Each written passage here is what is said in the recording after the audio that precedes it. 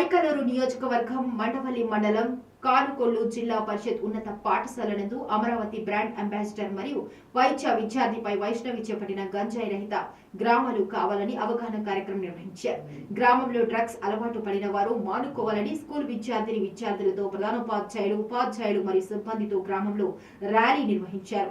చదువు నిమిత్తం ఆమె బయట ఉన్న వైష్ణవి తండ్రి గారు డాక్టర్ మనోజ్ ఆధ్వర్యంలో ర్యాలీ నిర్వహించారు. మొదట ప్రభుత్వం పంపిణీ చేసిన విద్యార్థులకు బ్యాగులు, బెల్టులు పంపిణీ అనంతరం గ్రామంలో ర్యాలీ నిర్వహించారు.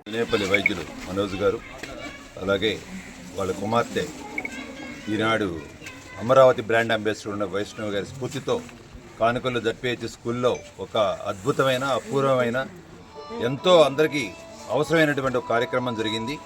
ఇది యాంటీ డ్రగ్ ర్యాలీ అనమాట. ఇవాళ రోజున ఇప్పుడో పూర్వకాలంలో యూనివర్సిటీస్లో మాత్రమే మనం అనుకునే ఇది ఇవాళ చాలా గ్రామాల్లో కొన్ని పాఠశాలల్లో కూడా ఈ గంజాయి అనేది విస్తరిస్తున్నది.